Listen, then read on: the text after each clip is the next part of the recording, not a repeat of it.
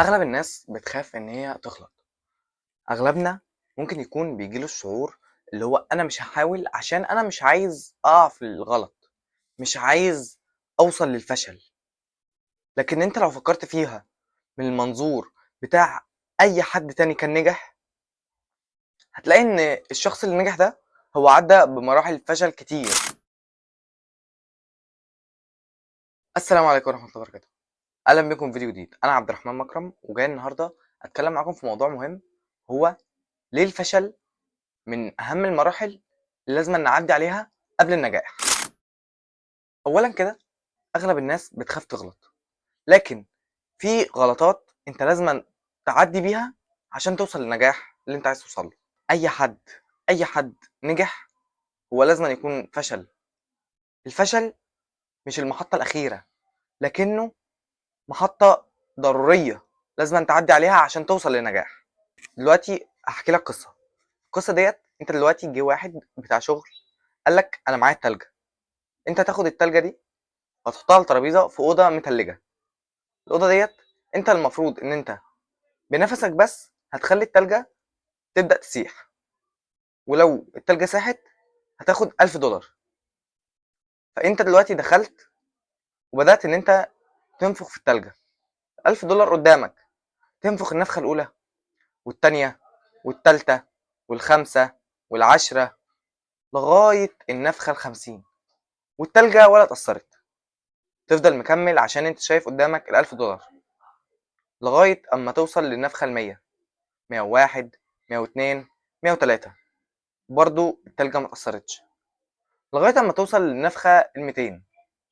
بعد ما توصل للنفخة ال200 تبدأ ان انت تحس بفقدان الامل، فتقوم، فتبقى هتمشي لكن تشوف $1000 تاني وتضطر ترجع.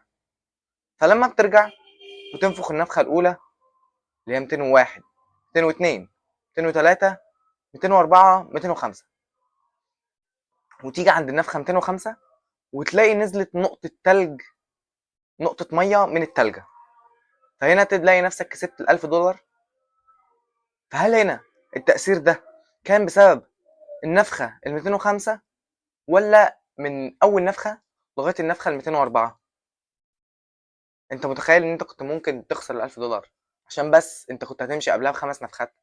فأنت المحطات ممكن تكون متعددة، ممكن تكون أنت بدأت تحاول لكن مش شايف أي تأثير، مش شايف أي تقدم، مش شايف أي مرحلة أنت بتعدي بيها ومفيدة ليك. لكن انت ما بتشوفش الحاجات دي. انت مش انت مش مصمم عشان انت اللي تشوف النتيجة قبل ما تيجي. النتيجة ما بتظهرلكش غير في وقتها. فانت متخيل تعدي 200 محطة يبقى فاضلك بس 5 محطات عشان تكسب، او عشان توصل للنجاح اللي انت نفسك فيه او اللي انت بتحاول عشانه بقالك 200 محطة، وتيجي هنا تستسلم؟ شايف انت اتحملت قد ايه؟ مبقاش فاضلك غير قد ايه؟ فعشان كده انا بتكلم معاك ان انت لازم تحاول.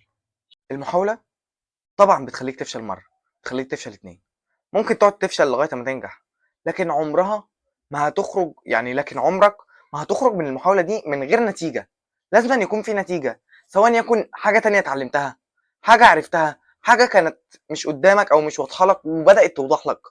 فأنت الفشل مش مجرد محطة، الفشل كمان محطة ممكن يكون فيها حاجة كانت مدرية عن عينك وبدأت تفهمها وبدأت تعرف اللي فيها أو إيه اللي كان مدري عن عينك. فدي حاجة مهمة جدا انت لازم تكون مدركها من الفشل. الفشل مش بس حاجة تخوف، الفشل هو كمان حاجة بتعلم. انت لازم تستثمره صح، لازم تعدي معاه ايام صح، لازم تعرف ان مهما كان الفشل صعب او يعني انت شايفه مخيف ليك، انت لازم تعدي بيه لو انت عايز تنجح، لو انت عايز توصل لمرحلة تبقى حاسس فيها ان انت حققت الهدف اللي انت بتسعى عشانه. لازم تتقبل الفشل عشان يرضيك النجاح. وفي النهاية خليك عارف ان الفشل هو مش مجرد اخر محطة، لكن هو محطة ضرورية ان انت تعدي بيها. تجربة بتعلمك انك مش التجربة بتعلمك مش بس بتحسسك انك غلط. يعني التجربة اللي انت بتبدأ تجرب فيها هي مش بس بتحسسك انك غلط، هي كمان عالم بجد. يعني ايه بطيء بيبقى بطيء. ربنا يرزقه، ربنا يسهله، كلنا بنسعى.